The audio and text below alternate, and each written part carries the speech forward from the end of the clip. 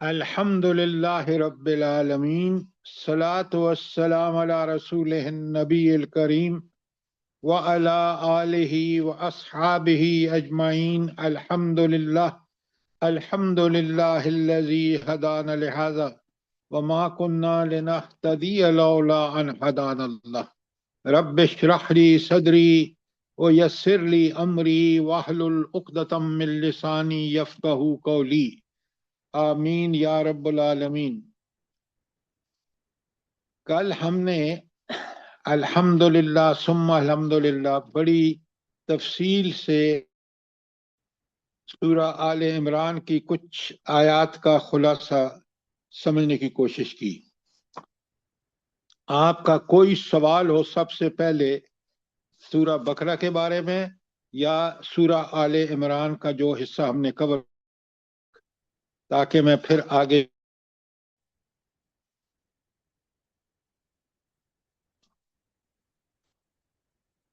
شاباش، کوئی سوال ہو آپ کا؟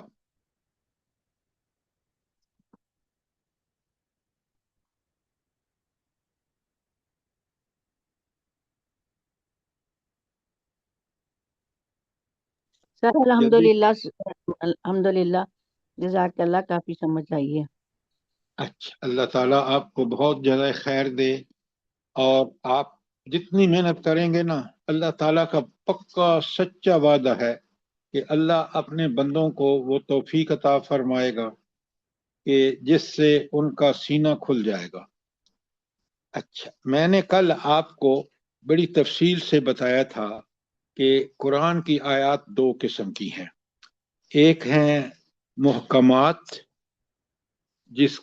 جو کثرت سے ہیں، اور محکمات کون سی آیات ہیں اس کی تفصیل آپ کے سامنے آ چکی ہے، اور اس کے بعد متشابہات جو متشابہ ہیں، ملتی جلتی ہیں، کیونکہ تشبیہات سے کام لیا گیا ہے، وہ ہمارے سمجھنے کے لیے بہت ضروری تھیں۔ اللہ تعالیٰ نے ان کو بھی سمجھانے کا ہمارے لیے بندوبست فرما دیا، عقل اور سمجھ اور صلاحیتیں بھی دے دیں، اور ان کو اس کے بعد ان دونوں کے بارے میں جو ایک بڑی پیاری بات آئی ہے کہ کیونکہ قرآن ایک ایسی کتاب ہے جو لا ریب فی، اس میں شک و شبہ کی گنجائش ہی نہیں، جو ایبسولوٹ ٹروتھ ہے۔ اور اب اللہ تعالیٰ نے یہاں صاف بتا دیا کہ یہ جو مومنین ہیں نا، جو پکے سچے ایمان والے ہیں، وہ کہتے ہیں کہ چاہے محکمات ہوں یا متشابہات ہوں، دونوں برحق اور دونوں اللہ کی طرف سے ہے۔ تو اب آگے ہم چلتے ہیں کہ اللہ تعالیٰ نے دیکھیں نا، قرآن کتاب ہدایت ہے، اور کس طرح ہمیں اس بات کا یقین دلایا جاتا ہے کہ تاریخ کو دیکھ لو، ماضی کو دیکھ لو۔ مثلا آیت 10 تا 13 میں بتایا کہ باطل کا جو انجام ہے، اس کی تاریخی حقیقت کے حوالے سے دو واقعات کا ذکر ہے، قرآن میں بڑی کثرت سے بیان ہوئے ہیں۔ سب سے پہلے تو ہے فرعون کا عبرتناک انجام۔ بڑا یہ واقعہ ریپیٹ ہوا ہے تاکہ ہمیں عبرت پکڑیں اور ہم ڈریں کہ آخرت دنیا میں بھی ظالموں کو کیا انجام ہوتا ہے۔ دیکھیں نا، یہ فرعون ایک فرعون کا واقعہ نہیں ہے، آپ تاریخ اٹھا کے پوری دیکھ لیں۔ آج آپ کے سامنے ہے جن لوگوں نے ظلم کیا ہے، کس طرح اللہ تعالیٰ نے ان کو بے بس کر دیا، اور وہ لوگ جو ان کے پشت پناہ تھے وہ بھی کوئی ہیلپ نہیں کر سکے۔ اس کے بعد ایک بات یہ، اور دوسری بات کہ بدر کا واقعہ جو ہے کہ کس طرح یہ 1000 کا لشکر تیار ہو کے آیا کہ ہم آج مدینہ کو نعوذ باللہ ملیمٹ کر دیں گے، کیا ان کو عبرتناک شکست ہوئی۔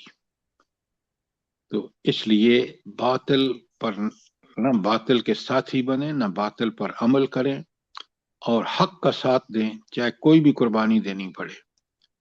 تو یہ تھا مضمون 10 تا 13 کا۔ اچھا، کوئی سوال آپ کا؟ اب آئیے 14 میں ایک بڑی پیاری بات آئی ہے قرآن میں، وہ ہے مرغوبات نفس، وہ چیزیں جو انسانی نفس کو बहुत पसंदीदा है। अच्छा, ये मोमिनों को भी पसंदीदा है, लेकिन मोमिन क्योंकि अल्लाह के दीन का, अल्लाह के अहकामात का पाबंद होता है, इसलिए वो उतनी हद तक उनको पसंद करता है जितना अल्लाह ताला ने हुक्म दिया है। लिहाजा ये बहुत अहम आयत है, आयत 14 इसकी सूरह आल इमरान की, और आपने इसको बहुत अच्छी तरह समझना है। कुरान ने जिस खूबी से गिना है ना, ज़ुय्यिना लिन्नासि हुब्बुश शहवाति मिनन निसाए, लोगों के लिए बड़ी खूबसूरत बना दी गई हैं वो ख्वाहिशात जो हुब ज्यादा महबूब है इंसान को, मिनन निसाए, औरतों के हवाले से, बनीन बच्चों औलाद के हवाले से, व कनातीर अल मुकंतरते, और वो चांदी और सोने के ढेर यानी दौलत के हवाले से, मिन ज़हब वल फिज़्ज़ा, जो सोने और चांदी के ढेर जो दौलत है, वह खैल मुसव्वमत, और मुसव्वमत, और वो घोड़े जो बड़े पसंदीदा हैं जो जंग के लिए इस्तेमाल होते हैं, ये उस जमाने में बहुत ही पसंदीदा चीज थी। वल अनआम, वो जो जानवर हैं रेवड़ों के रेवड़, और वो हर खेतियां मुरब्बे। अब आप देख लें कि कुरान ने किस तरह तस्वीर कशी की है। ये हुब्बुश शहवात का मकसद, इनका मसला क्या है भला, ये बताएं। कि अगर इंसान इन्हीं की मोहब्बतों में गुम सुम हो जाए तो ये फिर मसला क्या बनता है। सर फिर दुनिया ख्वाहिशातें में आने परस्ती की मोहब्बत पड़ जाती है, और शैतानी कामों में दिल लगता है, और अल्लाह की अताअत से दूरी हो जाती हाँ, अगर इन ये बड़ा फितना बन जाती है, अगर इन्हीं की मोहब्बत में गिरफ्तार हो गया बंदा, तो गया आखिरत से, गया अल्लाह ताला के सामने, शर्मिंदगी उसको इतनी ज्यादा होगी कि इंसान सोचेगा कि मैंने जिंदगी क्यों गुजारी इस तरह। वह यकूल काफिर या लैतनी कुन्तु तुराबा, उस वक्त इंसान कहेगा काश होता कि आज मुझे ये दिन ना देखना पड़ता। इसलिए सबसे बड़ी बात आपके और मेरे लिए कि इन ख्वाहिशात नफ्स से बचें, इन जो हुब्बुश शहवात हैं जो फितने का बायस हैं। अच्छा, आप देखें ना कुरान किस तरह फौरन बंदे के ज़हन को, आज 15 में अल्लाह ताला फरमाते हैं कि ये मरगूबात नफ्स जो है ना, ये सिवाय इसके कि दुनिया की चंद रोजा की जरूरियात आपकी पूरी होती हैं, कोई इनका इसके अलावा कोई फायदा नहीं है, न कब्र में, न हशर में, न आखिरत में। इंसान परेशान होगा। तो तो फिर बेहतर क्या चीज है जो इनसे भी सबसे बेहतर है और इंसान की दुनिया की और आखिरत की भलाइयों का सबब बनती है, वो क्या चीज है। है। तकवा। अल्लाह की रजामंदी रज़वानुन मिनल्लाही। तकवा, तकवा, देखें अल्लाह की रजामंदी, मैडम, तकवा बहुत ही, अब देखें बाज आयात में दो दो दफा तकवा का लफ्ज आया है। कौन सी दो आयात हैं कुरान की जिनमें दो बार तकवा का लफ्ज आया है। तो सूरह निसा की पहली है और हशर। शाबाश, शाबाश, एक्सीलेंट। दो आयतें जो हैं वो सूरह मायदा की पहली आयत है, और निसा की सारी निसा की, सूरह निसा की पहली आयत, और सूरह अल हशर जो 59 नंबर पर है उसमें दो दफा जिक्र आया है।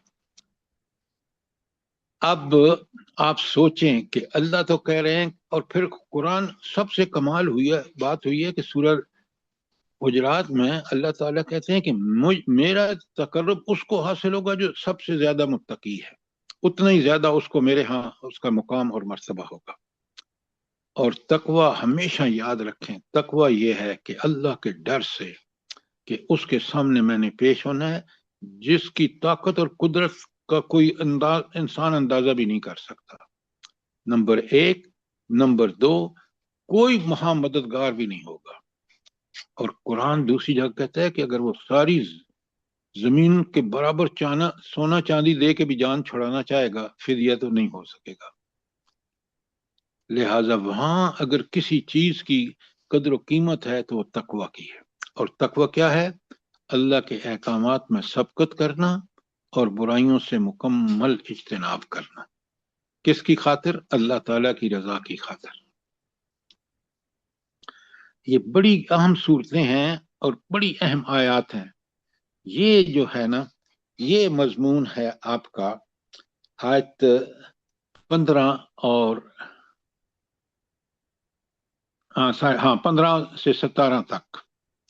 ایک دعا ہے بڑی پیاری. رمضان کا مہینہ ہے، اس دعا کو پوری طرح یاد کر لیں، اور آپ کو اور مجھے ہمیشہ یاد ہونی چاہیے، اور نمازوں کے بعد ہم اس کو ضرور مانگیں. اور بلا کیا ہے وہ آیت پڑھیں. ربنا ربنا إننا إنا آمنا فاغفر لنا ذنوبنا وقنا عذاب النار. اللہ اللہ اکبر. اللهم اجرنا من النار. آمین آمین آمین. اچھا، اس کے بعد آپ دیکھیں کہ اس کے بعد ہماری آتی ہے آیت 18. 18 میں اللہ تعالیٰ کہتے ہیں، بہت اہم آیت ہے، کہ شاہد اللہ انہ لا الہ الا ہو، اللہ کے علاوہ کوئی الہ نہیں ہے.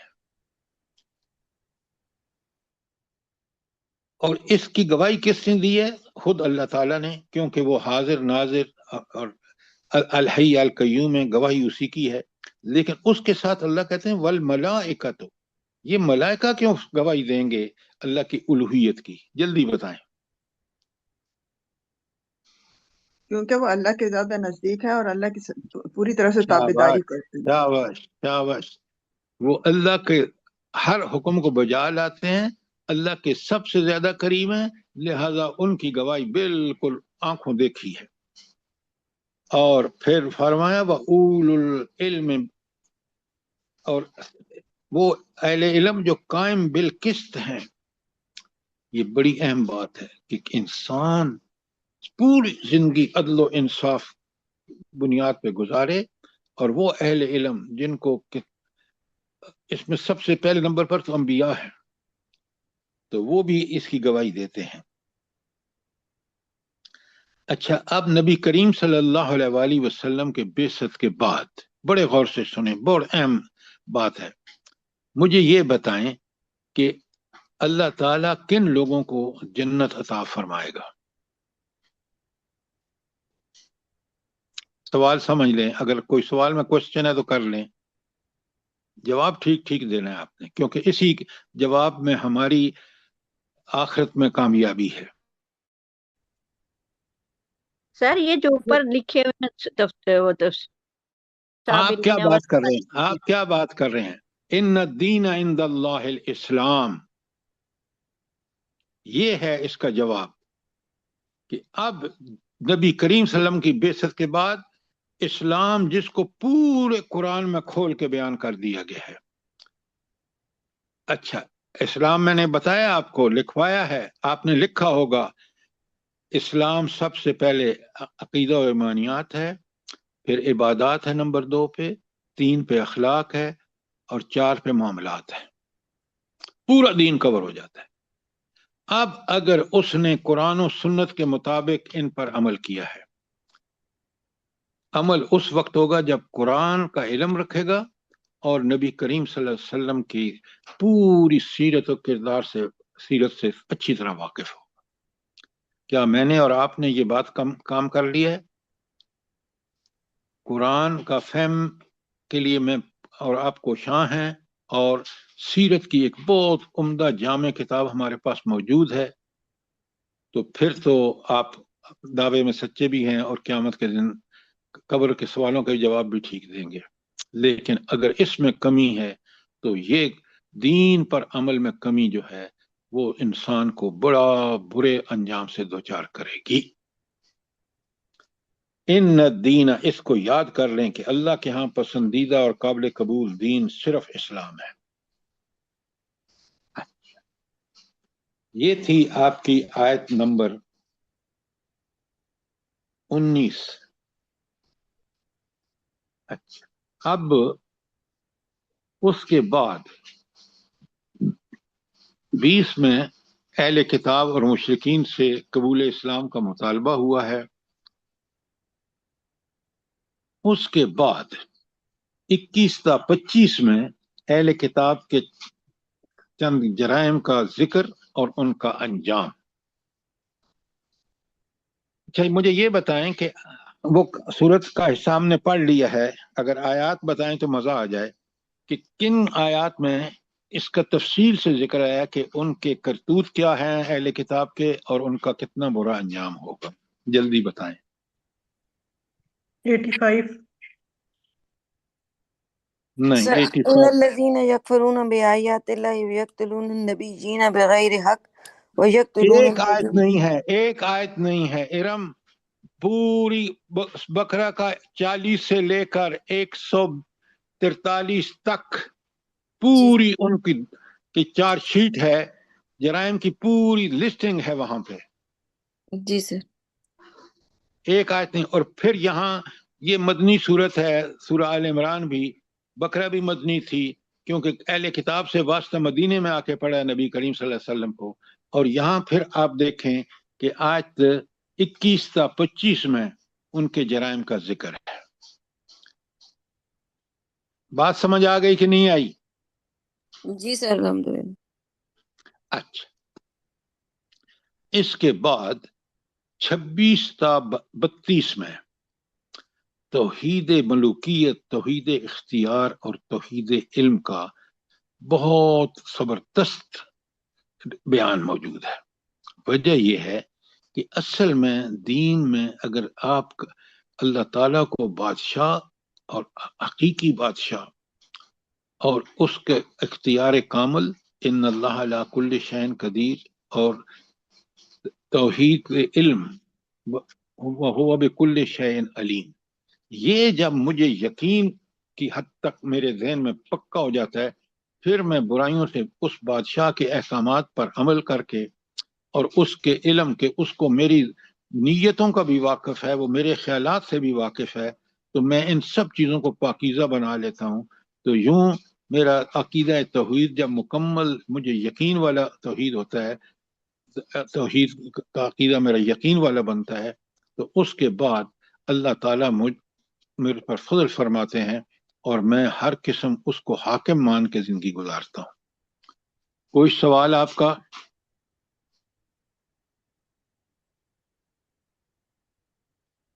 اچھا، اب ایک بڑی اہم بات کہی گئی ہے آیت 31 میں۔ اچھا، وہ اہم بات کیا ہے بلا؟ جلدی بتائیں، قرآن اپنے سامنے رکھیں۔ فاتبعونی یحببکم اللہ۔ ہاں کیا بات ہے! اللہ فرماتے ہیں قل ان کنتم تحبون اللہ، اے نبی صلی اللہ علیہ وسلم ان سے کہو کہ اگر تم اللہ سے محبت کرتے ہو، اور اللہ سے محبت کتنی اہم ہے بلا؟ کہ حضور صلی اللہ علیہ وآلہ وسلم کی پیروی کرنی پڑے گی، پیچھے نہیں، پیچھے چلنا۔ میرا سوال آپ نے سوال نہیں سمجھا، اس کا جواب دینا کہ سب اللہ سے سے زیادہ محبت اللہ سے ہونی والذین چاہیے۔ اشد حبا للہ، یہ کہاں پر ہے؟ یہ سورۃ بقرہ میں ہے سر۔ آیت بتائیں نا، 165 سورہ بقرہ کی آیت میں ایک ٹکڑا ہے چھوٹا سا، والذین آمنوا اشد حبا للہ، اہل ایمان کی پہچان یہ ہے کہ وہ سب سے زیادہ اللہ سے محبت کرتے ہیں۔ اور آل عمران کی 31 میں بتا دیا کہ سب سے زیادہ محبت کا کرائٹیریا کیا ہے، معیار کیا ہے، اور وہ معیار ہے اتباع رسول صلی اللہ علیہ وآلہ وسلم۔ اب اتباع اور محبت میں فرق کیا ہے؟ ساری اتباع اور اطاعت میں فرق کیا ہے؟ سر اتباع جو ہوتی ہے وہ پوری محبت کے ساتھ اطاعت کرنے کو کہتے ہیں سر۔ بہت عمدہ۔ دیکھیں نا، ایک اسکول کا، میں ایک قرآن کے لیے مثال نہیں دی جا سکتی، میں سمجھانے کے لیے مثال دے رہا ہوں۔ ایک آپ کا بیٹا ہے، آپ اسے، وہ آپ کی دل سے محبت، پوری محبت کے ساتھ اطاعت کرتا ہے، اور ایک کہتا ہے یار یہ ماں باپ بھی عجیب ہیں لیکن کیا کروں، وہ مانتا تو بات آپ کی ہے لیکن بات لینا خاص تھا۔ تو آپ کو پسند کون سا آیا دونوں میں؟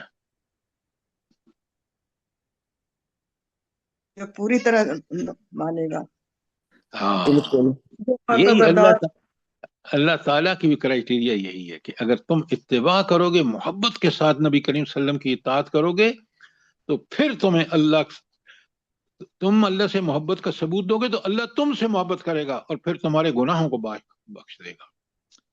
اور آیت 32 میں کہا کہ جو اس سے منہ موڑیں گے، اللہ ایسے کافروں سے محبت نہیں کرتا۔ اب سوچیں کہ کتنا بڑا اعزاز ہے کہ اللہ تعالیٰ کے رسول صلی اللہ علیہ وسلم کی اتباع کس قدر مطلوب ہے، اور ہم ہیں کہ ان چیزوں سے بالکل بڑی ذمہ ہے۔ میں آپ کو بتاؤں، مجھے رات اتنا دکھ ہوا، بڑا مزہ آیا۔ حافظ صاحب جو بڑی اچھی تلاوت کرتے تھے قرآن کی، وہاں ختم قرآن کی طرف، اور پتہ نہیں کس کس طرح کے وہ نعتیں، اور وہ یعنی آپ اندازہ نہیں کر سکتے۔ تو ہم تو اٹھ کے چلے آئے کہ یہ آج ختم قرآن ہے، بھئی آپ قرآن کے اوصاف، قرآن کی اہمیت، ضرورت پڑیں، حضور نبی کریم صلی اللہ علیہ وسلم کو بتائیں کہ قرآن پہ کس طرح عمل کرتے تھے۔ کوئی چیز نہیں ہے، بس وہ نعتیں ہیں۔ پھر چھوٹے بچے آ گئے، وہ قرآن پڑھ رہے ہیں۔ بھئی ہمارے بچوں کو قرآن پڑھنا چاہیے، حفظ ہونا چاہیے، یہ ساری باتیں ٹھیک ہیں، لیکن اتنی بڑا مجمع ہو تو اس کو جب تک ہم یہ نہ بتائیں، کتنی بڑی مس انڈرسٹینڈنگ ہے کہ ان محفلوں میں وہ مقصد پورا نہیں ہوتا جس مقصد کے لیے یہ محفلیں قائم ہوتی ہیں۔ اللہ تعالی ہم کو توفیق عطا فرمائے۔ اچھا، اب مجھے ایک بات بتائیں، آیت 32 تک یہاں سورہ آل عمران میں یہ تمہیدی آیات ہیں، اور اس میں جو مضامین بیان ہوئے میں نے آپ کو سب بتا دیے ہیں۔ اسی طرح کی کتنی تمہیدی آیات ہیں، جن بڑے مضامین جس کے بعد شروع ہوئے ہیں۔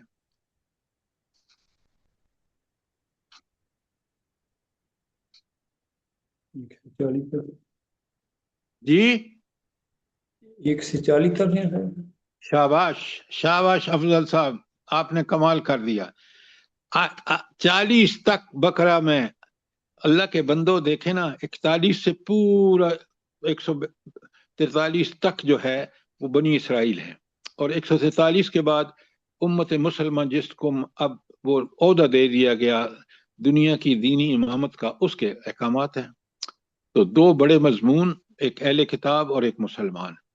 اس سے پہلے والی ساری آیات، جن میں پہلی 5 آیات میں متقین کی صفات اور ان کا انعام کا ذکر ہے، 6 اور 7 میں آپ کے سامنے وہ ہے کافروں کا خصوصیات اور ان کا انجام کیا ہوگا۔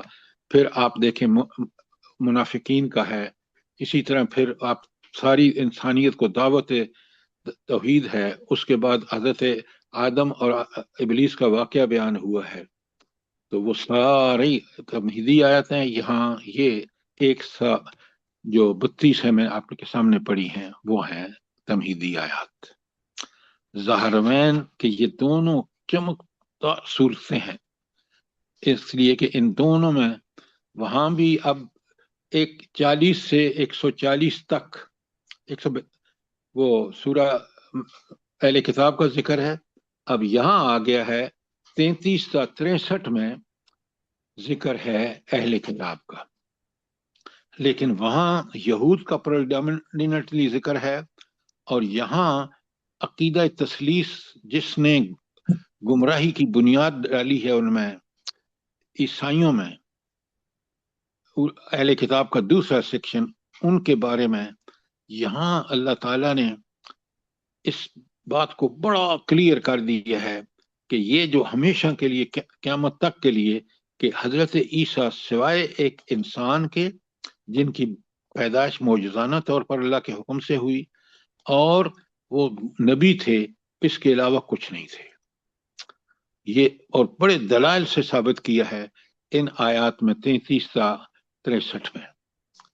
اچھا، ہوا یہ کہ 9 ہجری میں یہ آیتیں نازل ہوئی ہیں اور یہاں لا کے ڈالی گئی ہیں، کیونکہ بہت ہی اس کا بہترین جگہ یہی تھی کہ جہاں پہ اہل کتاب کا ذکر چل رہا تھا۔ اچھا، اب ہوا کیا کہ 9 ہجری میں یہ وفد آیا ہے عیسائیوں کا، کہاں سے آیا ہے جلدی بتائیں؟ نجران سے آیا تھا سر۔ نام سے نجران کا علاقہ سارا عیسائیوں کا علاقہ تھا، وہاں سے بڑے پادری بھی اور 70 آدمیوں کا وفد آیا۔ یہ کیوں آیا 9 ہجری میں؟ پہلے تو سوال یہ ہے کہ اس کو ضرورت کیا پڑی تھی کہ مدینہ آئے اور نبی کریم صلی اللہ علیہ وسلم کے سامنے اس طرح کی بحث کرے؟ سن 9 ہجری میں کیونکہ مکہ 8 ہجری میں فتح ہو گیا تھا، اس کے بعد گروہ در گروہ لوگ آ رہے تھے اسلام قبول کرنے کے لیے، یہ بھی اس غرض سے آئے تھے۔ جب نبی پاک صلی اللہ علیہ وسلم نے حق باطل ان کے سامنے رکھ دیا اور ان کو پتہ چل گیا کہ جو نبی پاک صلی اللہ علیہ وسلم کی تعلیمات ہیں وہ برحق ہیں، اس کے باوجود یہ اپنی ضد پہ اڑے رہے، تو پھر اللہ تعالیٰ نے ان کو مباہلہ کا حکم دیا ان کے ساتھ کرنے کا، تو پھر جنہوں نے مباہلہ نہیں کیا اور یہ بھاگ کھڑے ہوئے تھے سر۔ اچھا، بالکل آپ نے ٹھیک کہا ارم، لیکن آپ دیکھیں کہ جب مکہ فتح ہو گیا نا، وہاں ایک بڑا نقطہ ہے آپ کو سمجھنا ہوگا۔ وہ نقطہ یہ ہے کہ اب جزیرۃ العرب میں کسی کی ہمت نہیں تھی کہ نبی کریم صلی اللہ علیہ وسلم سے مقابلہ کرے۔ کیوں؟ 2 بڑے دشمن، ایک قریش مکہ اور دوسرے یہود، خیبر کی فتح میں اور فتح مکہ میں مشرکین مکہ دونوں زیر ہو چکے تھے۔ اب ان عیسائیوں کے لیے ممکن نہیں تھا کہ یہ اس باؤنڈری پہ رہیں اور نبی کریم صلی اللہ علیہ وسلم کی اطاعت قبول نہ کریں، اس لیے یہ مجبوری تھی ان کی، اور یہ وفد آیا اور انہوں نے جیسے آپ نے پوری تفصیل بتائی بالکل ٹھیک بتائی۔ آخر میں اللہ تعالیٰ کے حکم پر نبی کریم صلی اللہ علیہ وسلم نے ان کو مباہلے کی دعوت دے دی کہ آؤ کھلے میدان میں چلتے ہیں، تم بھی اپنے بچوں کو بھی گھر والوں کو لے لو، میں بھی لے لیتا ہوں، اور پھر دعا مانگتے ہیں کہ اللہ تباہ و برباد کرے جنہوں نے۔ اب وہ اس بات پر پہلے سے دل میں ان کا یقین تھا، لیکن کیونکہ وہ عیسائیت کو چھوڑنا نہیں چاہتے تھے اور عیسیٰ علیہ السلام کی الوہیت کا وہ ایک عقیدہ رکھتے تھے، انہوں نے مان کے نہیں دیا۔ جب مان کے نہیں دیا تو انہوں نے جزیہ دینا قبول کر لیا اور واپس چلے گئے۔ تو یہ اس کا مضمون 33 تا 63 میں ہے۔ کوئی آپ کا اس بارے میں سوال ہو تو میں حاضر ہوں جواب دینے کے لیے۔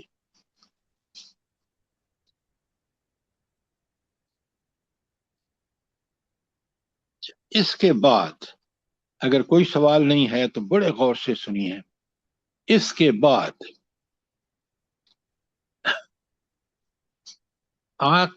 آیات 64 سے لے کر 100 تک، 64 سے 100 تک پورا تفصیل سے اہل کتاب کا کردار موجود ہے۔ 33 تا 63 تو تھا نا اہل کتاب کے اس وفد نجران کا معاملہ، اب من حیث الجماعت جو ہے اہل کردار کا آ گیا ہے، اور یہاں خاص کر ذکر ہے یہ جو اہل کتاب تھے نا، یہ اپنا تعلق سب سے زیادہ ابراہیم علیہ السلام سے۔ اب آپ کو پتہ ہے کہ ابراہیم علیہ السلام وہ ہستی ہیں کہ جنہوں نے توحید کی خاطر آگ میں جانا گوارا کر لیا، ہجرت کی، سب کچھ کیا، لیکن ان میں کس قدر اخلاص سے انہوں نے دین کی توحید کی قربانیاں دی۔ اب اہل کتاب ایک طرف ان سے تعلق ظاہر کرتے ہیں اور دوسری طرف دونوں جو ہیں وہ شرک کے مرتکب ہوتے ہیں۔ تو اس لیے یہاں بڑی تفصیل سے ان آیات 64 تا 100 اس کو پڑھیں، غور سے پڑھیں، سمجھیں کہ حضرت ابراہیم کے بارے میں اللہ تعالیٰ نے ان کو صاف بتایا، نہ تو وہ یہودی تھے اور نہ نصرانی تھے۔ اچھا، حضرت ابراہیم علیہ السلام کیوں نہ یہودی تھے نہ نصرانی تھے؟ جلدی بتائیں کیوں نہیں تھے؟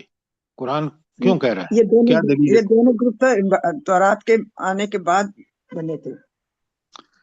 یہ بنے ہیں، آپ بالکل ٹھیک کہہ رہی ہیں کہ حضرت موسیٰ کے بعد ان میں تبدیلی آئی، اور یہ وہ یہودا تھے اور انہی کے نام پر انہوں نے یہود اپنے آپ کو کہلانا شروع کر دیا، اور انبیاء کی تعلیمات کے خلاف ورزی سری کی، احکامات کی، حتیٰ کہ اتنے بگڑے کہ انبیاء تک کہ حضرت یحییٰ علیہ السلام کو قتل کرایا، اور حضرت عیسیٰ کی پوری کوشش کی لیکن اللہ نے ان کو اٹھا لیا.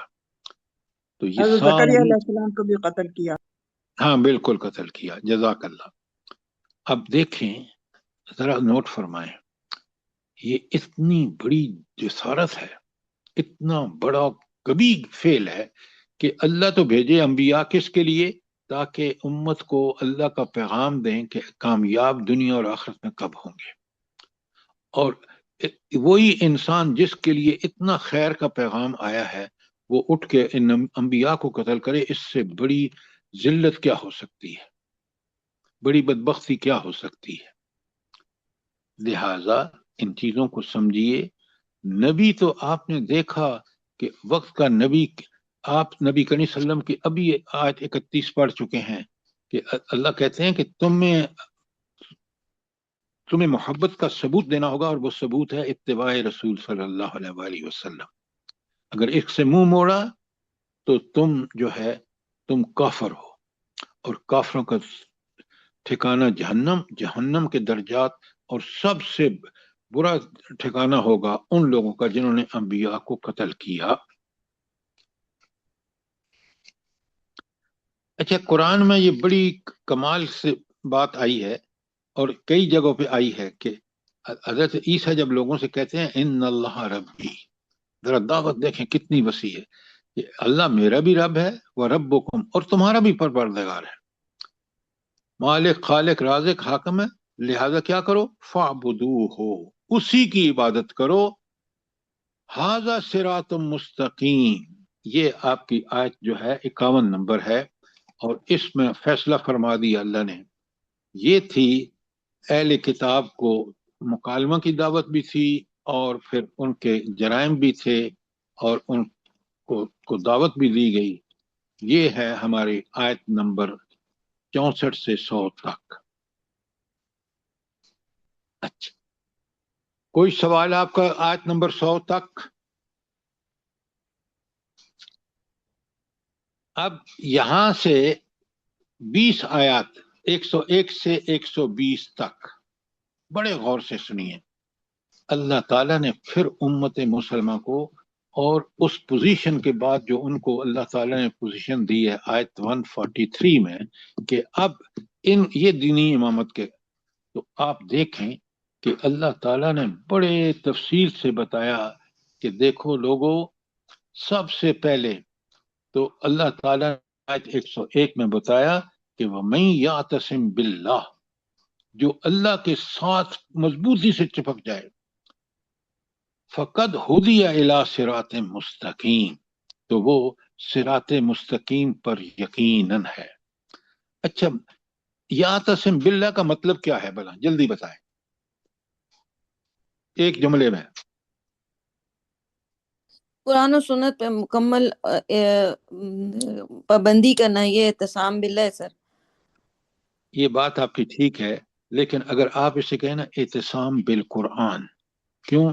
قرآن ہی ابھی آپ نے پڑھا 31 نمبر صورت میں، ساری 31 نمبر آیت میں، کہ قرآن کہتا ہے کہ جس نے اتباع رسول کیا اس نے اصل میں کامیابی دنیا اور آخرت کی گارنٹی ہے اس کی. لہذا یہاں آپ کو صاف بتا دیا گیا اگر صراط مستقیم میں چلنا ہے تو پھر آپ کو قرآن کو پکڑنا ہے. یہی میں کہتا ہوں کہ ہماری مسجدوں میں اگر یہ بات لوگوں کے ذہن میں بٹھا دی جائے نا کہ کامیاب صرف وہ انسان ہوگا جو قرآن اور سنت سے شریعت کی پابندی کرے گا. اب ہم قرآن پڑھتے ہیں، نہ قرآن سمجھتے ہیں، نہ قرآن پر عمل کرتے ہیں، تو مجھے بتائیں عزت اللہ دے گا یا ذلت؟ آپ کے سامنے ذلت ہے. اس کی وجہ یہ ہے کہ ہم نے قرآن کو چھوڑ دیا ہے، ہم تارک قرآن ہیں. اچھا، اس کے بعد اگر آپ دیکھیں کہ یہ وَاعْتَصِمُوا بِالْحَبْلِ اللَّهِ جَمِيعًا وَلَا تَفَرَّقُوا 103 آیت میں کہ کتاب حبل اللہ کو قرآن ہے، اس کو مضبوطی سے پکڑو اور تفرقہ بازی میں نہ پڑو. میں ایک پروگرام دیکھ رہا تھا، آپ نے بھی دیکھا ہوگا کہ کس قدر مولوی صاحب پر ضد ہیں کہ یہ عربوں نے بڑا غلط کیا کہ انہوں نے ایرانیوں نے بڑا غلط کیا کہ انہوں نے ان ٹھکانوں پر، امریکہ کے ٹھکانوں پر حملے کیے. وہ بھائی وہ نہ کرتے تو قریب سے اڑ کے یہ ان کو تباہ کر دیتے. یہ تو ان کی عقل مندی ہے. تو اتنے جاہل ہیں یہ لوگ. اور آپ ذرا سوچیں، اور میں ساحل ادیم کو بہت سراہتا ہوں کہ اس نے اس کو سپورٹ کیا کہ نہیں، عربوں کا موقف بالکل ٹھیک ہے. پتہ نہیں یہ قرآن پڑھ کے بھی ان کا موقف قرآن کے خلاف کیوں ہے، میری سمجھ میں نہیں آتا. اچھا، دوسرا آیت 104 میں اللہ تعالیٰ نے بڑا کلیئرلی کہا مسلمانوں کو کہ اس پوزیشن پہ برقرار رہنے کے لیے انہیں کیا کرنا ہوگا؟ امر بالمعروف اور نہی عن المنکر. یہ ان کی اب ڈیوٹی لگ گئی ہے کہ اگر یہ کریں گے، اور جو ہم نہیں کر رہے تو آپ دیکھ رہے ہیں عزت کی بجائے ذلت اور پستی کا کوئی انتہا نہیں ہے. اور اگر تفرقہ اور اختلافات سے نہیں بچیں گے تو پھر شدید عذاب کی وعید ہے، آیت 105 میں بتا دیا. اور مسلمانوں کو تنبیہات آیت 106 تا 109 میں بڑی واضح بتا دیں. اور اس کے بعد آپ دیکھیں تو یہ 120 تک سارا ان بتایا کہ آپ کرنے کے مسلمانوں کے کام کیا ہیں. اور ایک بڑی پتے کی بات آخری آیت 120 میں کہی، اور وہ یہ کہ ہے کہ اگر تم یہ کام دو کرو نا، وَإِن تَصْبِرُوا وَتَتَّقُوا، اگر تم صبر کرو اور تقوی کی اختیار کرو، لا يَضُرُّكُمْ كَيْدُهُمْ شَيْئًا، تو نہ تمہیں کوئی ان کی چال کافروں کی کامیاب نہیں ہوگی، نقصان نہیں پہنچے گا. اور جو کچھ تم ان اللہ بما یعملون محیط، جو تم عمل کر رہے ہو اللہ تعالیٰ اس سے بہت اچھی طرح واقف ہے. تو آج دیکھ لیں، نہ ہمارے اندر صبر ہے، نہ ہمارے اندر تقوی ہے. کافر کامیاب اور مسلمان ان دو چیزوں کو چھوڑنے کی وجہ سے، اور یہ دونوں چیزیں شریعت پر عمل کرنے کے بعد، اتباع شریعت کے بعد ان کو یہ نصیب ہوں گی، اور یہ بڑے نصیب والوں کو ملتی ہیں. اور اللہ تعالیٰ نے گارنٹی دے دی ہے کہ اگر تم صبر اور تقوی دو چیزیں اختیار کرو گے، اور وہ اس کا صرف اور صرف قرآن ہی کے ذریعے آپ کو صبر بھی اور تقوی نصیب ہو سکتا ہے. لہٰذا اللہ تعالیٰ مجھے بھی اور آپ کو اس کی توفیق دے. تو یہ آمین ثم آمین سر. 20 آیتیں جو 101 سے لے کر 120 تک ہیں بڑی اہم ہیں.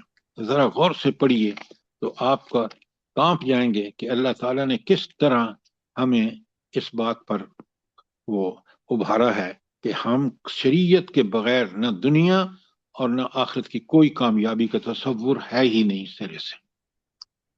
کوئی سوال آپ کا آیت 120 تک آل عمران کی؟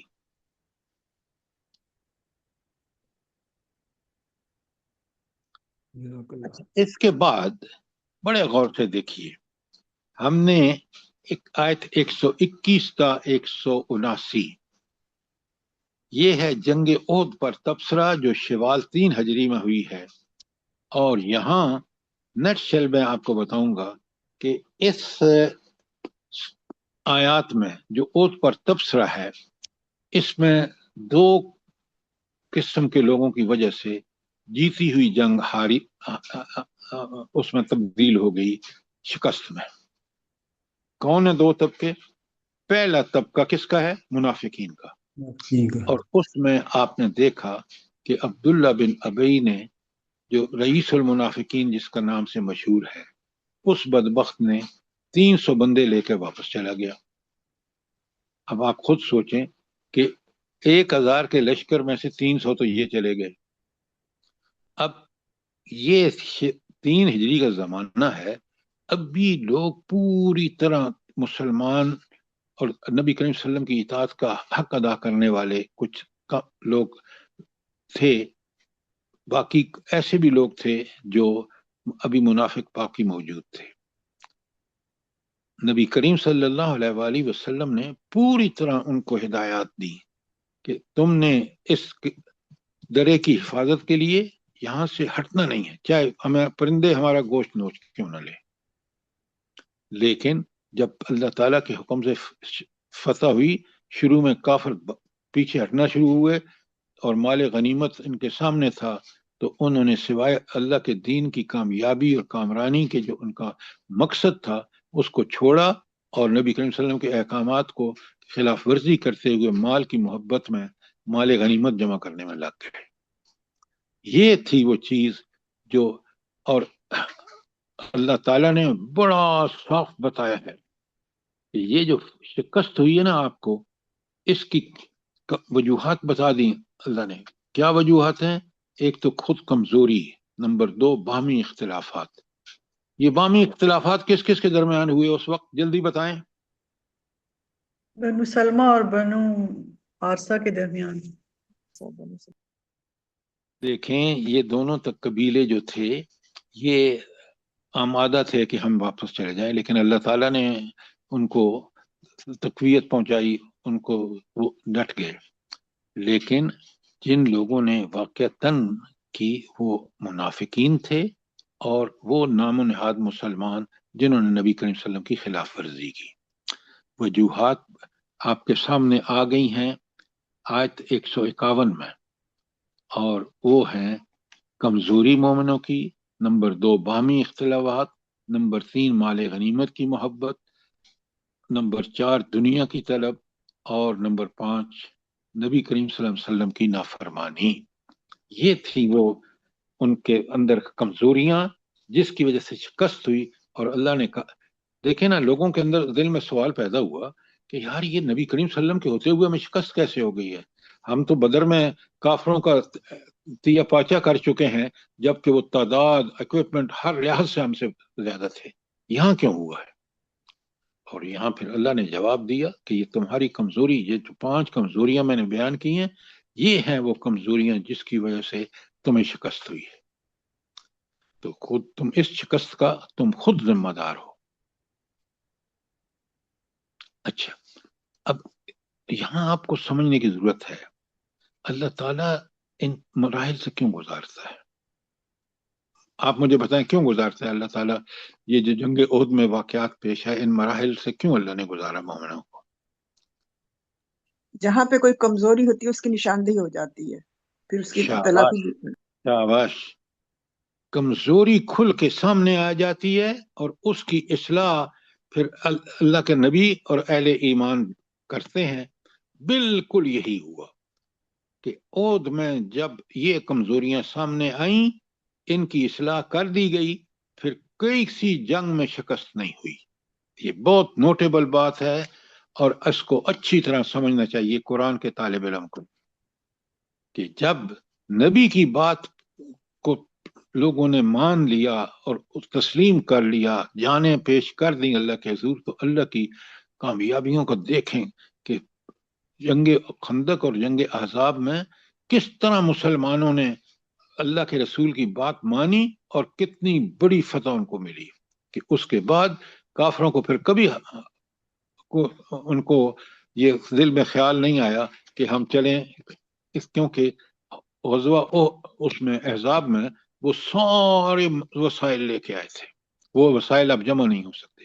خود نبی کریم صلی اللہ علیہ وسلم نے کہا کہ اب یہ کبھی مدینے پر حملہ آور نہیں ہوں گے، اور اسی کے بعد آپ دیکھیں فتح خیبر، فتح مکہ وغیرہ، ساری چیزیں اسی کے بعد ہوئی ہیں۔ تو بڑی زبردست صورت ہے یہ، اور دیکھیں نا مسلمانوں کے لیے کتنا بڑا سبق ہے، چاہے وہ ذاتی ہو یا اجتماعی اور حکومتی سطح پر ہو، کہ اس پر عمل کیے بغیر نہ کوئی عزت ہے، بلکہ اس کے نافرمانی کرنے میں ذلت اور انتہا کی ذلت ہے۔ کوئی سوال 189 آیت تک؟ شاباش۔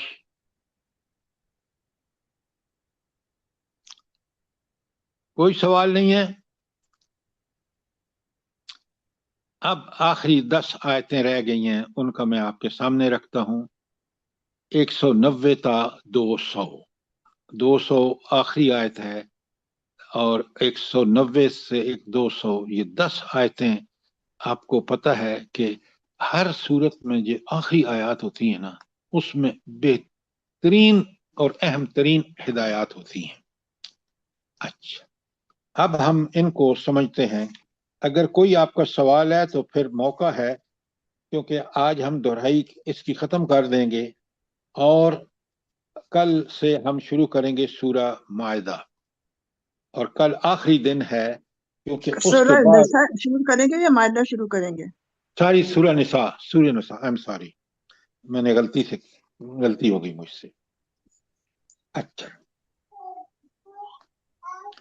آپ مجھے بتائیں کہ ان 2 صورتوں میں آپ کا کوئی سوال ہو، آپ پڑھیں، اور مجھ سے، میں نے آپ کو اپنا نمبر دے رکھا ہے، آپ مجھ سے واٹس ایپ پہ کال کر لیں، ورنہ میسج کر دیں تو میں آپ سے خود رابطہ کر لوں گا، تاکہ ہم ان صورتوں کو پوری طرح سمجھیں۔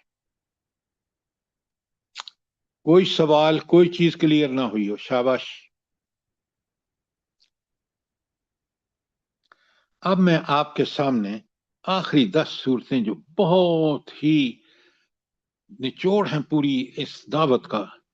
سب سے پہلے تو قرآن کہتا ہے، بڑی پیاری آیت ہے، کاش آپ کو یہ یاد ہو، کیونکہ حضور نبی کریم صلی اللہ علیہ وسلم بھی انہی آیات کا آخری رکوع کا ہمیشہ صبح کے وقت آپ پڑھا کرتے تھے۔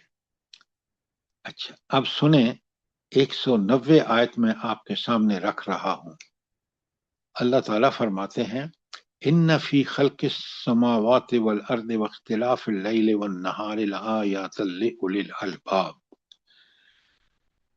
نشانیاں 2 چیزوں میں ہے، زمین و آسمان کی پیدا کرنے میں، اور دوسری کیا چیز ہے؟ یہ دن اور رات کا آگے پیچھے آنا۔ یہ نشانیاں کس کے لیے نشانیاں ہیں؟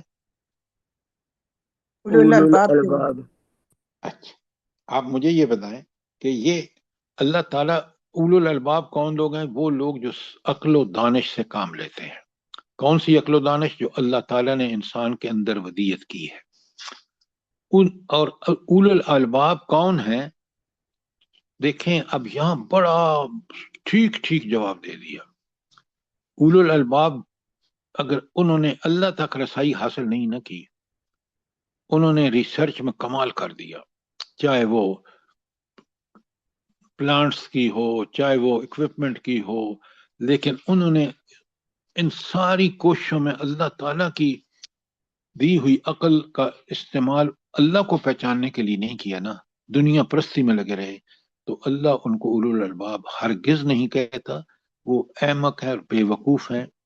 آپ دیکھ لیں، نبی کریم صلی اللہ علیہ وسلم کو اللہ تعالیٰ نے بذریعہ وحی اس عقل کو ٹھیک استعمال کرنے کی توفیق عطا فرمائی، اور آپ نے کس طرح اس عقل سے کام لیتے ہوئے جو اللہ نے عطا کی ہے اور اولو الالباب کا رویہ اختیار کرتی ہے جو قرآن بتاتا ہے، دنیا میں کیا رنگ ڈھنگ بدل دیے۔ تو اس لیے یہاں بتایا کہ یہ جو 2 نشانیاں ہیں، دن اور رات اور زمین و آسمان کی پیدائش، اس پر جتنا غور کریں نا، اور اس غور سے 3 چیزیں آپ کے سامنے آتی ہیں، سمری کے طور پہ بتا رہا ہوں۔ ایک، کہ علم اس ہستی کا کمال کا ہے، بکل شیء علیم، اس کی طاقت اور قدرت ایسی کہ زمین و آسمان کو بنانا اور دن اور رات کو بنانا یہ کوئی معمولی کام نہیں تھا۔ اس کے لیے جس طاقت کچھ قدرت کی، بکل شیء علی کل شیء قدیر ہے۔ اور پھر ایک تیسری صفت جو قرآن میں بار بار آئی ہے، اللہ تعالیٰ العزیز بھی ہے، طاقت اور غلبہ اسی کا ہے، بس کوئی اس کا مقابلہ نہیں کر سکتا، اور الحکیم ہے، ہر کام اس کی حکمت سے طے پاتا ہے۔ بڑی حکمت ہوتی ہے، اگر اس کو العزیز سمجھ لیا میں نے اور آپ نے الحکیم سمجھ لیا، تو ہم اللہ تعالیٰ ہمارا شمار اولو الالباب میں کرے گا۔ تو جب ان کائنات کی ان نشانیوں پر غور کرتا ہے تو وہ پوری طرح آگاہ ہو جاتا ہے کہ اس کا خالق کس درجے کا العلیم ہے اور کس درجے کا الحکیم ہے اور کس درجے کا وہ علی کل شیء قدیر ہے. جب یہ اس کو سمجھ آ جاتی ہے نا تو پھر اس کو فوراً اس کے دل میں پکا یقین ہو جاتا ہے کہ اسی ہدایت مجھے اسی کی فالو کرنی چاہیے. کیوں کہ کائنات میں علی کل شیء قدیر بھی وہی، بکل شیء بھی علیم، بکل شیء علیم بھی وہی، العزیز بھی وہی، الحکیم بھی وہی. تو اس کا مطلب یہ ہے کہ اب کوئی اور ہستی نہیں ہے جس کی عبادت کی جائے. لہذا یہاں کہا کہ اولو الالباب وہ ہیں جو اللہ تک پہنچ جاتے ہیں. اور پھر آپ دیکھیں اللہ کہتے ہیں یہ اولو الالباب کون ہے؟ الذین یذکرون اللہ قیاما وقعودا وعلی جنوبہم ویتفکرون فی خلق السماوات والارض. اب یہاں ذکر اور فکر دونوں کو ملا دیا ہے. ذکر کیا ہے؟ یہ عبادات سارے اللہ تعالیٰ کے جتنے بھی آپ اللہ تعالیٰ کی تعریف میں کلمات کہتے ہیں، اللہ اکبر، سبحان اللہ، لا حول ولا قوت الا باللہ العلی العظیم وغیرہ، یہ سارے ذکر ہیں. نماز ذکر ہے، قرآن ذکر ہے. اور فکر کیا ہے؟ کہ وہ اللہ کی دی ہوئی صلاحیتیں، وہ طاقتیں جس سے ہم غور و فکر کر سکتے ہیں. جتنا آپ غور و فکر کریں گے آپ کو اللہ اور قرآن، کیونکہ اللہ کا کلام ہے قرآن، دونوں برحق نظر آئیں گے. اور آپ اس بات کو یقین کر لیں گے کہ میری کامیابی دنیا کی اور آخرت کی کس سے مشروط ہے؟ اعتصام بالقرآن سے. کوئی سوال؟ بڑی اہم آیت ہے، کوئی سوال ہو آپ کا اس آیت کے بارے میں؟ اچھا، یہ غور و فکر جب کرتے ہیں، دیکھیں نا یہاں آیا ہے، تو پھر نتیجہ کیا ہوتا ہے اس غور و فکر کا؟ جلدی بتائیں. ربنا ما خلقت هذا باطلا سبحانك. اچھا مجھے آپ یہ بتائیں کہ انسان کیوں پکار اٹھتا ہے کہ اللہ آپ نے کوئی چیز ابس پیدا نہیں کی ہے؟ تو یہ ہاں، ربنا ما خلقت هذا باطلا سبحانك وقنا عذاب النار. صرف پہنچتا نہیں ہے بلکہ اللہ سے دعائیں مانگتا ہے کہ اللہ مجھے عذاب جہنم سے بچا لے. یہ کیوں ہے؟ غور و فکر قرآن پر، ساری آیات پر کر رہا ہے، آیات کائنات اور آیات انفس پر کر رہا ہے، لیکن کہتا یہ ہے، اس کی انتہا یہ ہے، ساری غور و فکر کا نتیجہ یہ ہے کہ وہ کہتا ہے اللہ مجھے جہنم کی آگ سے بچا لے. کیوں؟ اس پہ یہ چیز کھل جاتی ہے کہ اللہ تعالیٰ نے سارا کائنات کا نظام میری خدمت کے لیے بنایا ہے، مجھے خلیفہ بنا کے بھیجا ہے، اور اگر میں اللہ تعالیٰ نے جو مجھے احکامات دیے ہیں وہ پورے نہیں کروں گا اور جن سے روکا ہے ان سے نہیں مناؤں گا، تو میں نے ان سب چیزوں کا جو اللہ تعالیٰ نے مجھے صلاحیتیں دی ہیں ان کا حساب دینا ہے، اور اس کے حساب میں یا تو مجھے جنت ملے گی یا پھر سزا کے طور پر جہنم میں داخل کر دیا جائے گا، اور اس سے اس کا آخرت کا یقین پکا ہو گیا. ابدی کا لفظ استعمال کریں، ابدی جی جنت اور ابدی جہنم. جی، ابدی جنت ابدی جہنم میں داخل کر دیا جائے گا. اس سے اس پہ کلیئر ہو جاتا ہے عقیدہ آخرت، آخرت کا یقین، عقیدہ آخرت کا یقین. اللہ تعالیٰ آپ کو بہت جزائے خیر دے. اگر آپ جس طرح آپ سمجھے ہیں ہم سب سمجھ جائیں تو یقین مانے ہماری زندگی بدل جائے. کیوں کہ یہاں اللہ تعالیٰ نے فرما دیا کہ اتنا اس کو یقین ہو جاتا ہے کہ وہ کہتا ہے کہ اللہ مجھے دوزخ عذاب سے بچا لے. اب جب یہ یقین اس کا آخرت کے بارے میں ہوتا ہے تو آپ یقین مانے وہ ہر کام دنیا میں اس آخرت کو سامنے رکھ کے اس کامیابی کو حاصل کرنے کے لیے ہر عمل وہ کرتا ہے جو اللہ بتاتا ہے، اور جو اللہ تعالیٰ بتاتے ہیں اس پہ عمل کرتا ہے تو وہ بہترین انسان ہوتا ہے دنیا میں، اپنے گھر والوں کے لیے، بازار والوں کے لیے، ہر آدمی کے لیے. اس کے بغیر انسان میں انسانیت آ ہی نہیں سکتی. کافروں کو دیکھ لیں، منافق مسلمانوں کو دیکھ لیں، آپ دیکھ لیں جن لوگ آج زمین، اللہ تعالیٰ کہتے ہیں ظہر الفساد فی البر والبحر بما کسبت ایدی الناس. اللہ اکبر، اللہ اکبر. کتنی بڑی بات ہے کہ ہم ذکر اور فکر سے جب خالی ہوتے ہیں تو پھر انسان کتنا درندہ بنتا ہے. کوئی سوال ہو آپ کا، یہ اچھی طرح نوٹ کریں، بڑی اہم آیات ہیں یہ آخری.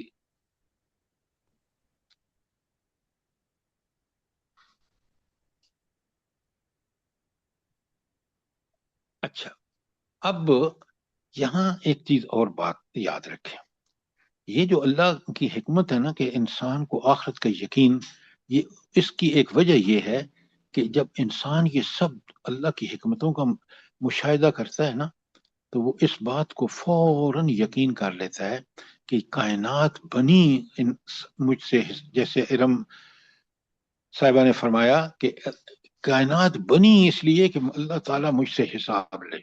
کس بات کا؟ کہ ایک تو اس نے مجھے اپنا خلیفہ بنایا، اس خلیفہ بنانے کے لیے اس نے مجھے ساری سہولیات دی جو ایک آپ خلیفہ کو دیتے ہیں. اب اس کا حساب ہونا چاہیے، یہ عقل بھی مانتی ہے، انسانی فکر بھی مانتی ہے.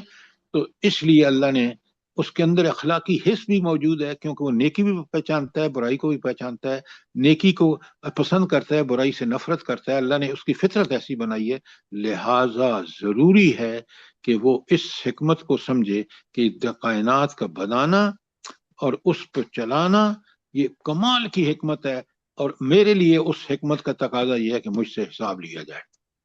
کیوں؟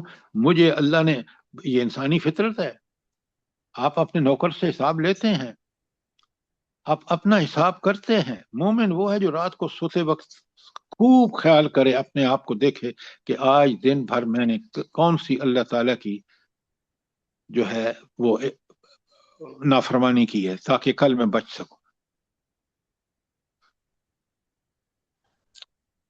اچھا، اب میں ایک چھوٹا سا آپ چارٹ بنائیں تاکہ آپ کو بات پوری طرح یہ سمجھ آ جائے. یہ جو آثار کائنات ہیں یا آیت کائنات ہم کہتے ہیں، اس سے کیا چیز حاصل ہوتی ہے؟ اس کا ایرو بنائیں کہ آیات کائنات سے کیا مجھے ملتا ہے. ایرو کے آگے کیا لکھیں گے آپ؟ جلدی بتائیں.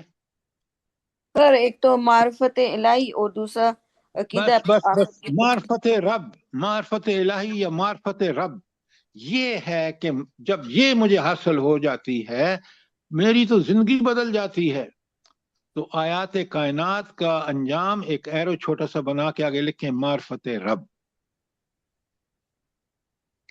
اچھا، معرفت رب میں مجھے کیا پتہ چلتا ہے؟ لکھیں نمبر 1، اللہ تعالیٰ کی قدرت اور اختیار، کہ وہ علی کل شیء قدیر ہے. اس کی عظمت اور حکمت، بریکٹ میں اس کے آگے لکھیں وہ ہے اللہ تعالیٰ کون ہے؟ اللہ تعالیٰ العزیز بھی ہے، العزیز بھی ہے اور الحکیم بھی ہے.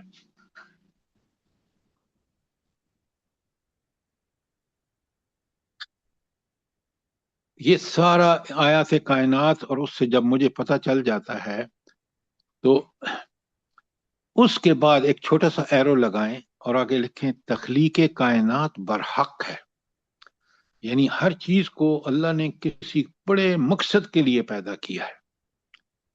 تو اب جب وہ ایرو ڈال کے آپ نے آگے لکھ لیا کہ کائنات برحق ہے، تو اب اس اعتراف لکھیں، اگلا ایرو ڈالیں، اور جب اس کو یہ سمجھ آ جاتی ہے تو کائنات برحق ہے، تو وہ کیا کرتا ہے؟ جلدی بتائیں. جی وہ کیا اٹھتا ہے کہ ربنا ما خلقت هذا باطلا. اللہ جزاک اللہ.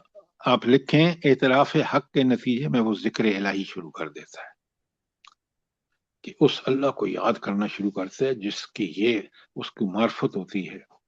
تو اعتراف حق کے نتیجے میں اس ذکر الہی.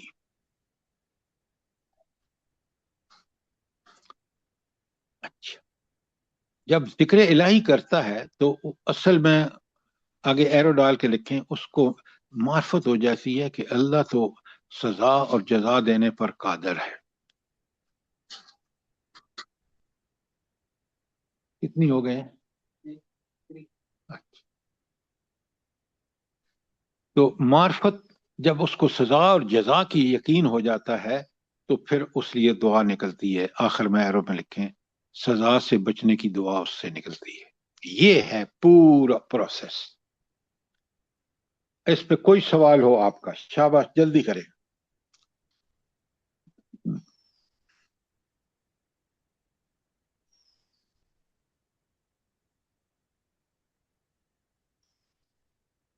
کوئی سوال؟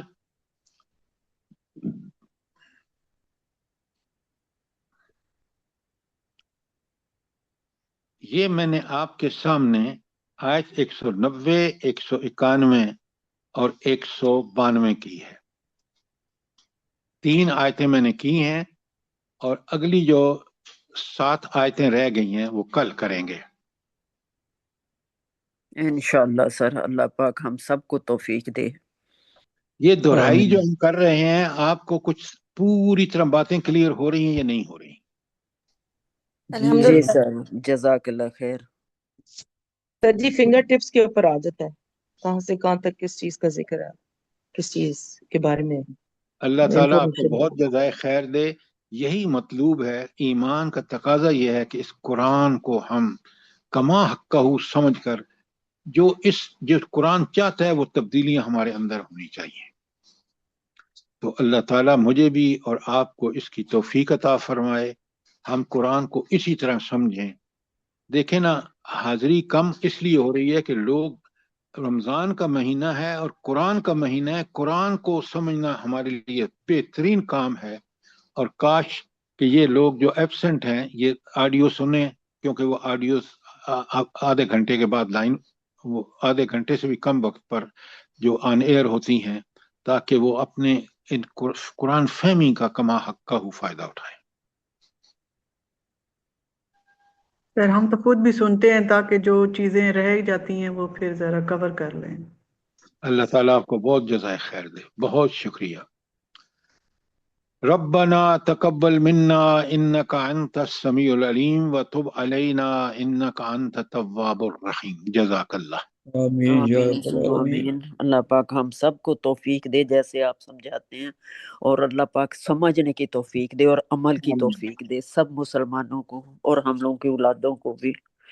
اللہ پاک بس ہم لوگوں کا یہ بیٹھنا سر قبول کر لے، ہم لوگوں کی توبہ کو، ہم لوگوں کے سجدوں کو قبول کر لے پروردگار. اس آمین مبارک آمین. مہینے کی برکتوں سے نوازے سب کو، سب دنیا کے مسلمانوں کو. آمین. اور جو بیمار ہیں ان کو اللہ پاک اپنی